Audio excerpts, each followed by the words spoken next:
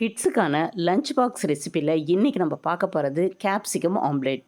டேஸ்டியாக அதே நேரத்தில் ரொம்ப அட்ராக்டிவாக இருக்கக்கூடிய இந்த ஆம்லேட் குழந்தைங்களுக்கு சாண்ட்விச் மாதிரி செஞ்சு கொடுத்தா லஞ்ச் பாக்ஸில் மிச்சம் வைக்காமல் சாப்பிடுவாங்க. கேப்சிகத்தை எடுத்து சுடு தண்ணியில் ஒரு 2 நிமிஷம் அதை நல்லா அலசி க்ளீன் பண்ணிவிட்டு தின் ஸ்லைசஸாக கட் பண்ணி எடுத்துக்கலாம். உள்ளே இருக்க ஃப்ளெஷ்ஷெல்லாம் கட் பண்ணி எடுத்து வச்சுக்கிட்டோன்னா அது ஆம்லேட்டுக்கு யூஸ் பண்ணிக்க போகிறோம். நெக்ஸ்ட்டு 2 பெரிய வெங்காயத்தை பொடி பொடியாக கட் பண்ணிக்கலாம். 2 பெரிய தக்காளியை சின்ன சின்னதாக கட் பண்ணி இஞ்சி துருவல் கூடவே கட் பண்ணி வச்சுருக்க கேப்சிகம் துண்டுகளையும் சேர்த்து மிக்ஸ் பண்ணிக்கலாம். காரத்துக்கு மிளகாத்தூள், மஞ்சப்பொடி, கொஞ்சமாக சாட் மசாலா சேர்த்துக்கிட்டோன்னா டேஸ்ட்டு கொஞ்சம் பெட்டராக இருக்கும்.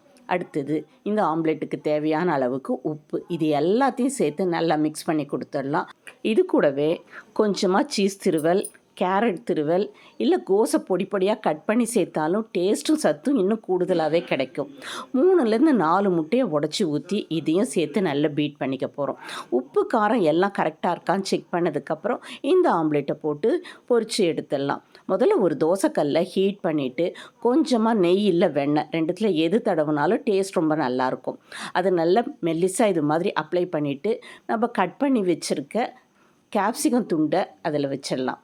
அதுக்குள்ளே நம்ம பீட் பண்ணி வச்சுருக்க முட்டை கலவையை ஊற்றிட்டு தீயை ரொம்ப மிதமானதாக வச்சுட்டு இந்த ஆம்லேட்டை பொறுமையாக இது மாதிரி கோல்டன் கலரில் பொரித்து எடுத்துக்க போகிறோம்.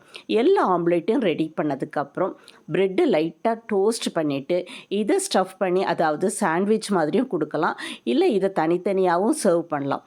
டேஸ்டியான இந்த டிஷ் உங்கள் வீட்டில் இருக்க குழந்தைங்களுக்கு செஞ்சு கொடுத்தீங்கன்னா அவங்க அவ்வளோ விரும்பி சாப்பிடுவாங்க.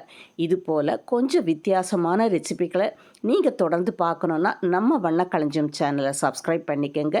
இந்த வீடியோவை உங்கள் ஃப்ரெண்ட்ஸ் அண்ட் ஃபேமிலி மெம்பர்ஸோடு ஷேர் பண்ணிக்கோங்க. தேங்க்ஸ் ஃபார் வாட்சிங்.